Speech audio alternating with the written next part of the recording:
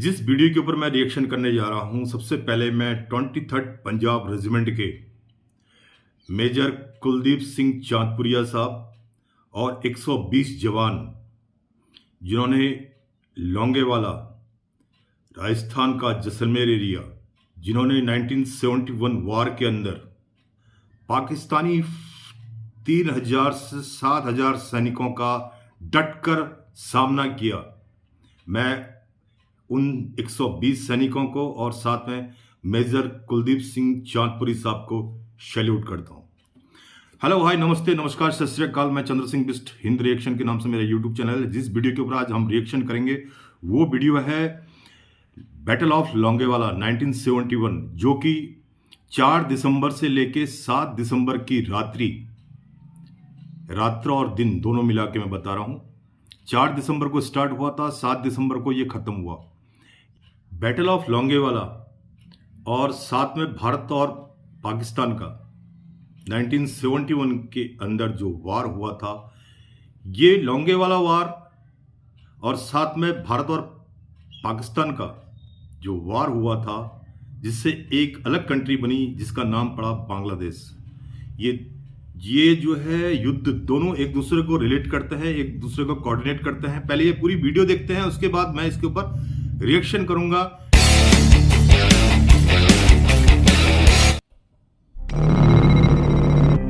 तो पाकिस्तानी टैंक है, ये चांद और तारा, ये जो उनका चिन्ह है, लेकिन आज यहाँ धूल फांक रहा है। अगर पाकिस्तान वाले भी इस चैनल को देख रहे हैं तो प्लीज आप भी देखिए। लेकिन फौजी थे ना आपके, उनको तो हमने इसी मिट्टी में दफन कर दिया था, वो तो नहीं मिलेंगे। लेकिन नमस्कार साथियों, आज हम आपको वो चीज दिखाने जा रहे हैं, भारतीय नहीं बल्कि पूरी दुनिया में चर्चा होती है, भारतीय सेना का बंकर। आइए आपको अंदर चलते हैं। देखिए ये चीज है, इस तरह यहाँ भारत के सैनिक और खड़े रहते थे। आइए अंदर आओ थोड़ा सर जी। बिल्कुल ये बंकर है, ये लगभग 6-7 फीट हाइट का बंकर है। लोहे से ऊपर कुछ बना हुआ है, बाकी ये मिट्टी वगैरह पत्थर से बनाया हुआ है। करीब 2 या 3 सिपाही अंदर रहते थे। और जो 1971 की घटना जब घटी थी, वो तारीख थी 4 दिसंबर 1971 की। कहते हैं कि 4 और 5 दिसंबर की मध्य रात्रि को पाकिस्तान के टैंक उसी दिशा से आए थे। थोड़ा सा वहां दिखाइए, उस जगह से आए थे। उनका कमांडर था तारिक मीर। वहां से उस साइड से जो आवाज और आ रही थी, उस साइड से आ रही थी। आप बिल्कुल एक्चुअल दृश्य देख रहे हैं अपने चैनल पर, एक्यूरेट चीज देख रहे हैं आप। ये आगे आपको एक बंकर से दूसरे बंकर में सैनिक कैसे जाते थे वह देखो, ये चीज है। इसी बंकर में से यहाँ बंकर है, एक थोड़ी दूरी पर करीब 100 मीटर की दूरी पर और बंकर है। इसी तरह पूरी ये जो दोहरे की लाइन है, इसी पूरी लाइन में बंकर बने हुए हैं। 100 मीटर की दूरी पर बंकर बने, और एक बंकर से दूसरे बंकर में जाने के लिए इस तरह बना हुआ खड्डा है ना, खाई। क्योंकि अगर खड़ा सिपाही जाएगा तो सामने से गोली आ जाएगी, इसलिए वो छुप छुप कर इसी के अंदर अंदर। आज तो ये ठीक है, एक्चुअल जगह आप देख रहे हैं, काफी ऊंचाई रेत वगैरह डेली, यहाँ तो रेत के टीले हैं, रात रात पर बड़े बड़े टीले बन जाते हैं। तो उस समय तो बहुत ये डीप था, गहरा था। और इन्हीं जो खाई है ना, 120 सिपाही अपने यही थे। इन्हीं खाइयों में अपने 120 सिपाही थे, और उस साइड जो आपको इलाका दिख रहा है, वहां से 3000 सिपाही आ रहे थे। ठीक है, तो रात का समय था। उस समय हमारे जो एरोप्लेन थे वो रात में उड़ नहीं सकते थे, अब सुबह तक तो इंतजार करना था। तो मेजर चांदपुरी ने योजना बनाई कि इन पाकिस्तानी घुसपैठियों को सुबह तक उनको रोका कैसे जाए। तो उन्होंने किया क्या, देखो, उन्होंने इन्हीं जगह सेनाओं के टिफिन लिए और कुछ जो एंटी टैंक माइंस होती, माइंस बिछा दी, ताकि उनको एक बार डरा दिया जाए। तो यहाँ काफी सैनिकों के टैंक थे और तार वगैरह बांध दी थी, और टिफिन दबा दिए। जमीन के अंदर क्या दबाए, टिफिन दबाए। तो पाकिस्तान के वो टैंक आपको नजर आ रहा, पाकिस्तान का ओरिजिनल टैंक जो आज भी हमारे कब्जे में है। और देखो हमारे पास ऐसी जीप हुआ करती थी। सर इधर आइए, ये जीप जिसको RCL जीप बोलते हैं, ऊपर गन लगी हुई है। इनकी एक कमी ये थी कि एक बार छोड़ने के बाद इसको छिपा नहीं सकते थे। एक बार छोड़ने के बाद इसको छिपा नहीं, मतलब एक बार फायर किया तो 100% दोबारा फायर आएगा और ये नेस्तनाबूद हो जाएगी। ये थोड़ी दिक्कत थी, लेकिन क्या करें, देश को बचाना भी था। वो जो पाकिस्तान का टैंक दिख रहा है, वो एक खटारा गाड़ी, आप उसको भी अभी पूरा बताएंगे कैसा क्या लोहा है, क्या बचा, 50 साल पहले आखिर क्या हुआ था। तो इस साइड थे मेजर चांदपुरी, और उधर था वो पाकिस्तानी कमांडर तारिक मीर। ठीक है, यहाँ अपनी सेना ने चाल की योजना बनाई कि यहाँ टिफिन वगैरह दबा दिए थे और टैंक माइंस थे। उनके जैसे ही टैंकर एंटर हुए तो एक दो धड़ाम, एक दो के उछले तो उन्होंने लगा कि यहाँ पूरे के पूरे क्या है, टैंक माइंस वगैरह बिछे हुए। तो फिर क्या हुआ, उन्होंने इंजीनियर को बुलाए कि इनको पूरी जमीन खुदवाई जाए ताकि सारे जो एंटी टैंक माइंस है वो निकाल दिया जाए। तब तक करीब 4-5 बज गए थे। जैसे ही सुबह हुई तो एरोप्लेन वगैरह अपनी, क्योंकि वो दिक्कत थी, पहले रात को एरोप्लेन उड़ नहीं सकती थी, तो 5-6 बजे थोड़ा बहुत सुबह हुई, तब तक हमारी सेना आ गई थी और धड़ाम से बम उसके ऊपर गिरा दिए थे। और वापस यहाँ यही जो लाइन आप दिख रही है, इसी लाइन से पाकिस्तानी भागे थे। जो आपको लगभग करीब 100 मीटर की दूरी पर जो लाइन दिख रही है और वो गाड़ी है, वो आज भी वही गाड़ी 50 साल पहले जो छोड़कर भागे थे। भागे तो क्या है, थोड़ी दूर गए होंगे, बाकी अपनी पूरी उनकी टीम को, घुसपैठियों को वहां से मार दिया था। करीब 3000 की सेना थी और हमारे पास तो महज 120 सिपाही थे, लेकिन वो जांबाज वीर थे। उन्होंने अपने देश के खातिर एक आदेश उन भारतीय सिपाहियों को ये भी कहा था कि अगर आपके पास समय नहीं है और हम भिड़ नहीं पाएंगे, लड़ नहीं पाएंगे, आप वापस रामगढ़ जा जाओ। लेकिन मेजर कुलदीप सिंह ने कहा था हम मर जाएंगे, मिट जाएंगे, लेकिन 1 इंच भी वापस नहीं हटेंगे। मेजर कुलदीप सिंह चांदपुरी ने कहा हम वापस नहीं हटेंगे। और ये जीप थी और ये चीज थी। आइए आगे एक और बंकर बताते हैं। ये बंकर है जिसमें करीब 3-4 सिपाही अंदर रह सकते थे। ये पूरा यही मिट्टी है, यही भारत माँ की ये मिट्टी है, जिस मिट्टी में 50 साल पहले हमारे देश के जांबाज वीर लड़े थे। और ऐसे लड़े कि आज भारतीय नहीं बल्कि पूरी दुनिया में लोंगेवाला के बारे में चर्चा होती है कि आखिर लोंगेवाला में ऐसा क्या हुआ था। चलिए आपको बताते हैं। ये जो एक बंकर से दूसरे बंकर जुड़ने का रास्ता है, इस रास्ते से उस रास्ते तक, ये पूरा उसमें 120 सिपाहियों से भरा हुआ था।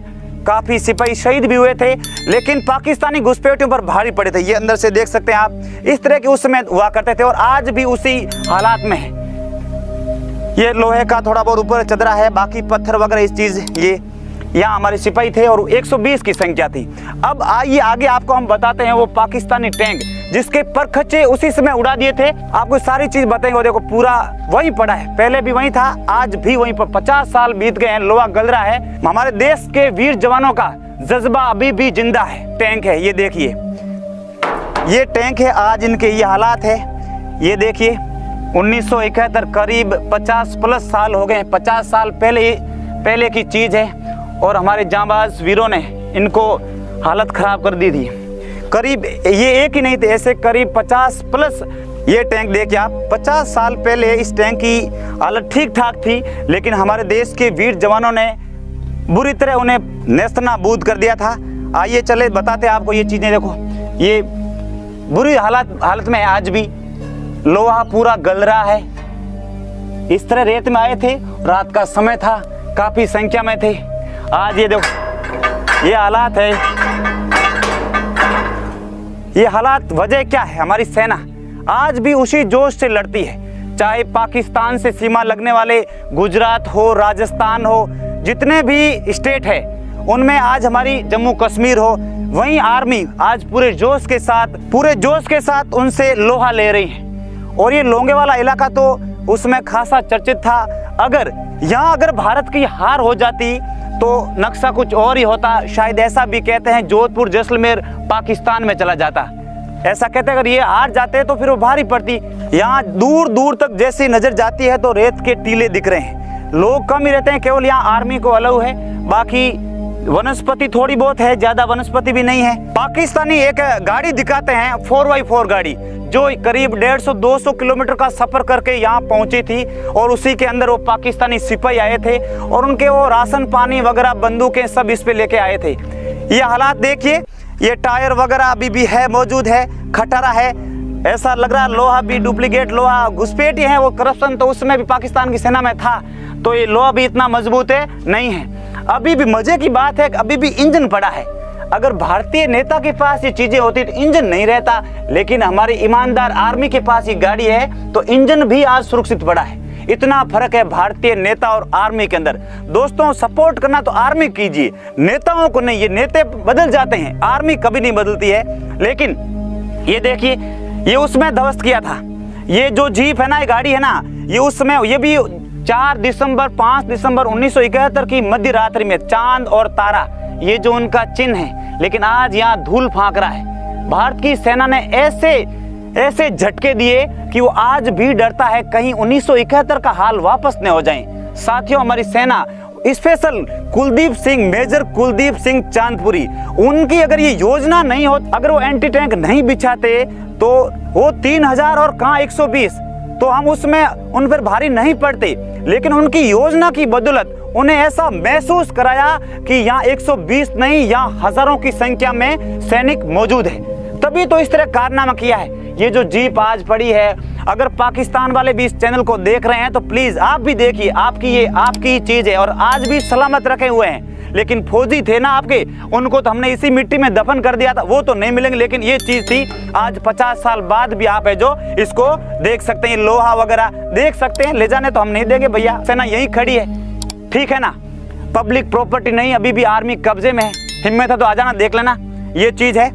बाकी आगे आपको एक दो और टैंक बताने और तिरंगा आपको अगर देख रहे हैं यहाँ से थोड़ा देखो, तिरंगा देखो, 3 केसरिया, सफेद, हरा, तीनों रंग का क्या अर्थ होता है, ये भारत की जनता और सेना से ज्यादा और कौन जान पाएगा। दोस्तों, भारत की आन बान शान ये तिरंगा है और आज उसी हिसाब से लहरा रहा है और इसकी जो दिशा है वो भी पाकिस्तान की तरफ है। पाकिस्तान वाली जब इस दूर से दूरबीन से इसको देखते हैं तो उनका जी भी मचलता है, काश ये लोंगे वाला आज हमारे पास होता तो कितना अच्छा होता।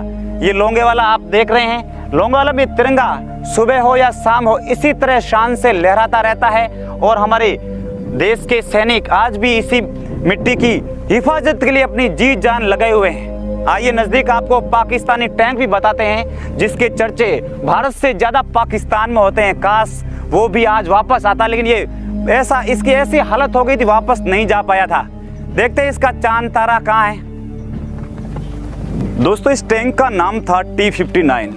ये जो आप पाकिस्तान का टैंक देख रहे हैं, इसका ओरिजिनल नाम था टैंक T-59।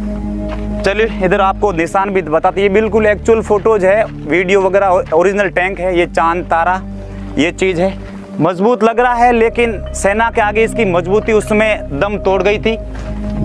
ये चीज़ें देखिए, वही तारीख 4 दिसंबर या 5 दिसंबर की मध्य रात्रि थी, पाकिस्तान की सेना आई थी तारिक मीर कमांडर की लीडरशिप में, मगर यहाँ से वो आगे नहीं बढ़ पाई थी। आराम से सर इसका थोड़ा क्लिप वगैरह बता दीजिए।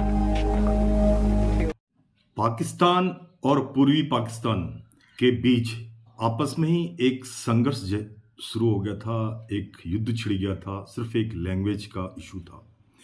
क्योंकि पूर्वी पाकिस्तान के लोग बंगाली थे तो वो लोग बांग्ला भाषा को प्रीफर कर रहे थे, जबकि पाकिस्तान के उस टाइम के प्रेसिडेंट याया खान साहब जो चाहते थे पाकिस्तान के अंदर उर्दू बोली जाती है तो पूर्वी पाकिस्तान वाले भी उर्दू लैंग्वेज को ही प्रीफर देंगे, उर्दू लैंग्वेज को ही अपनी मातृभाषा बोलेंगे। बस यही एक शुरुआत था, एक लैंग्वेज का इश्यू हो गया था, जो वहाँ के लोग थे वो बिल्कुल नहीं चाहते थे कि हम उर्दू लैंग्वेज को अपनी मदर टंग बनाएं और अपना जो है राष्ट्रीय लैंग्वेज बनाएं। भारत और पाकिस्तान का ये युद्ध स्टार्ट हुआ दिसंबर 1971 के अंदर। 1971 के अंदर जब ये युद्ध हुआ उसके बाद पाकिस्तानी सेना के 93,000 सैनिकों ने 16 दिसंबर को ढाका में सरेंडर किया। उन्होंने हाथ खड़े कर दिए। उनकी सेना बहुत बैकफुट पर आ गई थी और नया देश खड़ा हुआ जिसका नाम पड़ा बांग्लादेश, जिसमें भारत ने बांग्लादेश को मदद के लिए एक मुक्ति वाहिनी सेना का भी गठन किया, जिसमें उनको ट्रेनिंग दी गई, हथियार चलाने की ट्रेनिंग दी गई, अपना बचाव करने की ट्रेनिंग दी गई। लेकिन फिर भी इस बड़े युद्ध के अंदर 30,000 से लेके 3 लाख सिविलियन और उसमें आर्मर्ड फोर्सेस के लोगों ने अपनी जानें गंवाई। इसमें बच्चे, महिलाएं, बूढ़े, बुजुर्ग, डिफेंस फोर्सेस के सभी लोगों ने अपनी जानें गंवाई। लेकिन इसी युद्ध के दौरान किसी का ध्यान यहां नहीं था कि पाकिस्तान ऐसी हरकत भी कर लेगा कि वो वेस्टर्न सेक्टर में राजस्थान जैसलमेर, जिसको बैटल ऑफ लोंगेवाला बोलते हैं, किसी का ध्यान नहीं था कि इस साइड से जो है पाकिस्तान अपनी सेना भेजेगा और अपने आर्मर्ड टैंकों के साथ। उनके पास बोलते हैं कि 3,000 से लेके 7,000 सैनिकों के साथ ये जैसलमेर के लोंगेवाला इलाके में ये लोग रात के अंधेरे में आ गए। जो लोंगेवाला पोस्ट थी वो पोस्ट जो है बीएसएफ के अंडर में थी। बीएसएफ को हटाकर 23rd पंजाब रेजिमेंट ने टेक ओवर किया, जिसके कमांडिंग अफसर थे मेजर कुलदीप सिंह चांदपुरिया। इन्होंने टेक ओवर किया। टेक ओवर करने के बाद जब इनको पता चला कि इनको आदेश आया कि पाकिस्तान की तरफ से इतने टैंकों के साथ सेना आ रही है, उनकी फौज आ रही है, आप 120 लोग हैं और आप कमांडिंग अफसर है, यू टेक द डिसीजन कि आपने फाइट करनी है या नहीं करनी है, आपने युद्ध करना है या नहीं करना है। बट मेजर कुलदीप सिंह चांदपुरिया ने अपने कमांड हेडक्वार्टर को मैसेज दिया, वी विल फाइट, हम लड़ेंगे, हम अपने दिमाग से लड़ेंगे, हम पाकिस्तानी सेना का डट कर मुकाबला करेंगे। अब ये लगा लीजिए, मेजर कुलदीप सिंह चांदपुरिया ने अपना एक दिमाग लगाया। उसने अपने सभी जवानों से इवन यहां तक पूछा कि किसी को कोई दिक्कत हो तो अभी बता दीजिए, आप जा सकते हैं इस लड़ाई से, क्योंकि हम लोग बहुत कम मात्रा में हैं। हमारी जो स्ट्रेंथ 120 है और सामने वाले की स्ट्रेंथ का हमको पता नहीं, क्योंकि वो कंप्लीट आर्मर्ड टैंक के साथ आगे बढ़ते ही आ रहे हैं। चांदपुरी साहब जिन्होंने अपने दिमाग से, अपने एक कमांडिंग अफसर है तो उसके अंदर एक क्वालिटी तो होगी, उनके पास जो बचे कुचे कुछ माइंस थे, उसके बाद एक आरसीएल जीप थी, उसी को उन्होंने सेट किया और जो माइन को उन्होंने जितना हो सके बिछाया। और साथ साथ जब आपको पता है कि डिफेंस फोर्सेस के अंदर एक टिफिन होता है जिसको हम बोलते हैं मिस्टिन, मेस्टिन को एक रूप दिया गया माइन का, और उसको जो है रेत के अंदर डाल के, और जैसे एक मिस्टिन लगाया, उसके बाद एक माइन लगाया, मिस्टिन लगाया, माइन लगाया, इस टाइप से। मिस्टिन इज ओनली एक टिफिन का काम है, वो कुछ उसमें कुछ है नहीं, खाली टिफिन है, 2 डिब्बों का बना हुआ, उसको बंद कर दिया और सीधा रेत के अंदर डाल दिया, सिर्फ पाकिस्तानी आर्मी को ये बताने के लिए कि हम यहाँ बहुत लोग हैं। जब पाकिस्तानी टैंक आगे बढ़े तो माइन के ऊपर जैसे ही पहुंचे तो एक टैंक उनका ब्लास्ट हो गया, जिसकी वजह से उन्होंने अपने आप को रोक लिया कि इंडियन फोर्सेस ने यहाँ पे काफी माइन बिछा रखे हैं और इंडियन फोर्सेस काफी तादाद में यहाँ है। रात के ये अंधेरे की बात है, रात को ये करीब 12-1 बजे की बात है, जब उन्होंने सोचा कि नहीं, ये आगे बढ़ना खतरे से खाली नहीं है, तो रात को ही जो है पाकिस्तानी आर्मी के जो भी कमांडर था तारक मीर, उसने जो है बम डिटेक्टर, माइन डिटेक्टर, अपना माइन डिटेक्ट करने वालों को बुलाया। तो बुलाने और उसको माइन डिटेक्ट करने में काफ़ी टाइम लग गया, और साथ ही साथ मेजर कुलदीप सिंह चांदपुरी ने जो है हेडक्वार्टर और एयरफोर्स को मैसेज देने के लिए बोल दिया कि इनकी बहुत बड़ी फोर्स आई है, तो आप अपने एयरफोर्स के हेप्टरों को आप रात को ही रवाना कीजिए और बमबारी शुरू करवा दीजिए। अनलकली उस टाइम जो वो एयरक्राफ्ट वहां पे थे, वो फाइटर एयरक्राफ्ट वहां पर थे जिनको हंटर बोला जाता है, हॉक हंटर्स, वो रात को फ्लाइंग नहीं कर सकते, they can not fly during night. तो कमांडिंग अफसर को वेट करना पड़ा और किसी तरह से भी अपने आप को और अपने जवानों को मोरल अप करते हुए उन्होंने रात भर पाकिस्तानी फोर्सों को रोका और पाकिस्तानी फोर्स के कई जवानों को उन्होंने मुंह तोड़ जवाब दिया और सीधे जन्नत का टिकट कटवा दिया। हंटर फाइटर जेट आए, उन्होंने बमबारी की और पाकिस्तानी आर्मी के टैंक भी छोड़ के भाग गए, अपनी गाड़ियां भी छोड़ के भाग गए और पाकिस्तानी सेना को पीछे हटना पड़ा। आज भी वो 120 जवान और मेजर कुलदीप सिंह चांदपुरी को दुनिया याद करती है, दुनिया में उनका नाम है। उन्होंने किस तरह से अपना एक ब्रेव करेज दिखाया और साथ साथ 120 जवानों ने हिम्मत नहीं हारी और 3000 से लेकर 7000 पाकिस्तानी सैनिकों का डट कर मुकाबला किया और उनको खदेड़ किया। अगर ऐसा ब्रेव कमांडिंग अफसर न होता, ऐसे बहादुर जवान न होते, तो हो सकता जो आज जैसलमेर का जो बैटल ऑफ लोंगेवाला है उसका नक्शा कुछ और होता। जिस तरह से भाई ने बताया। उनके टैंक, उनकी वो गाड़ियाँ जो उसने दिखाई, आपने सबने देखी, वो लोग उसको छोड़ के भागना पड़ा उनको। तो ये है बैटल ऑफ लोंगेवाला की कहानी, सिर्फ ध्यान को भटकाने के लिए, क्योंकि यहाँ भी लड़ाई चल रही थी पूर्वी पाकिस्तान में, और साथ साथ ये ध्यान भटकाने के लिए इन्होंने पाकिस्तान ने ये चाल चली, लेकिन उसका जवाब दिया major Kuldeep Singh. Battle of Longewala के ऊपर आपने एक मूवी देखी होगी जिसका नाम था बॉर्डर, जिसमें सनी पाजी ने इसमें एक्टिंग की थी। मेजर कुलदीप सिंह चांदपुरिया का रोल निभाया था। 120 जवान जो 23rd पंजाब रेजिमेंट के थे, वो थी एक मूवी। बट एक्चुअल पिक्चर क्या होती है, सामने जब एक्चुअल गोली हो, एक्चुअल बंदूक हो, सामने एक्चुअल आदमी हो, तो उस टाइम कितनी दहशत होगी, कितना डर होगा, कितना, उसके लिए बहुत बड़ा करेज चाहिए, बहुत बड़ा दिल चाहिए। चलो, वो तो एक मूवी थी, एक एंटरटेनमेंट था, एक लोगों को ये समझाने की कोशिश की बॉर्डर पिक्चर के अंदर कि किस तरह से हमारे देश के बहादुर सैनिकों ने पाकिस्तानी आर्मी का कितना डटकर मुकाबला किया बैटल ऑफ लोंगेवाला के अंदर। और इसी के साथ मेरा रिएक्शन अगर आपको अच्छा लगा तो मेरे चैनल को सब्सक्राइब कीजिए, लाइक कीजिए, शेयर कीजिए और कमेंट्स कीजिए। और साथ साथ जिनकी वीडियो को मैंने पिकअप की, इनका चैनल का नाम है यूनिक डिस्कवरी, इनके चैनल को विजिट कीजिए, इनको भी लाइक कीजिए, शेयर कीजिए, सब्सक्राइब कीजिए। इसी के साथ थैंक यू। वंदे मातरम। भारत माता की जय, भारत माता की जय, भारत माता की जय।